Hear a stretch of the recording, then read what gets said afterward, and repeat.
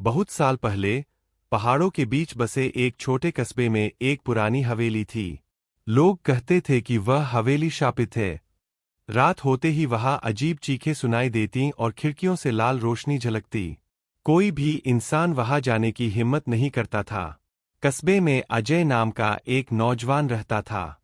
वह बहुत बहादुर था और उसे भूत प्रेत की कहानियों पर यकीन नहीं था। उसने ठान लिया कि वह हवेली में जाकर सच का पता लगाएगा। हवेली में प्रवेश। एक रात अजय लालटेन लेकर हवेली पहुंचा। हवेली टूटी फूटी थी, दीवारों पर जाले लगे थे और दरवाजे से अजीब आवाजें आ रही थीं।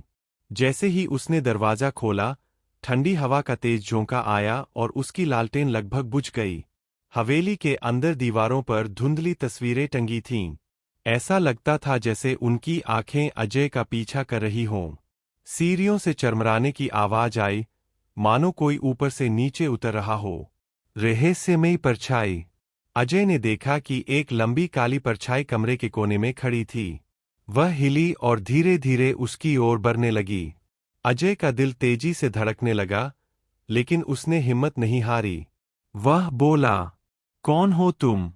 सामने आओ। अचानक हवेली की खिड़कियां जोर जोर से बजने लगीं और दरवाजे अपने आप बंद हो गए। सच का खुलासा। वह परछाई धीरे धीरे एक औरत की आत्मा में बदल गई। वह दुल्हन के रूप में थी, मगर उसके चेहरे पर गहरी चोट के निशान थे और आंखों से खून बह रहा था। उसने कराहते हुए कहा, मुझे धोखे से यहां मार दिया गया था। मेरी आत्मा अब तक शांति नहीं पा सकी। उसने अजय से विनती की, मेरी अस्थियों को नदी में बहा दो, तभी मैं मुक्त हो पाऊंगी। आत्मा की मुक्ति। अजय ने साहस दिखाते हुए हवेली की तहखाने की तलाश की और वहां मिट्टी के नीचे छुपी हुई अस्थियां पाईं। अगले दिन उसने उन्हें पवित्र नदी में बहा दिया।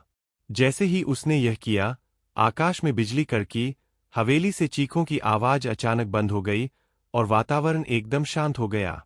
अंत। उस दिन के बाद वह हवेली शांत हो गई। लोग फिर से वहां जाने लगे और कस्बे में चैन लौट आया। अजय सबकी नजरों में हीरो बन गया क्योंकि उसने न सिर्फ सच सामने लाया, बल्कि एक बेचैन आत्मा को शांति भी दिलाई। कहानी की सीख।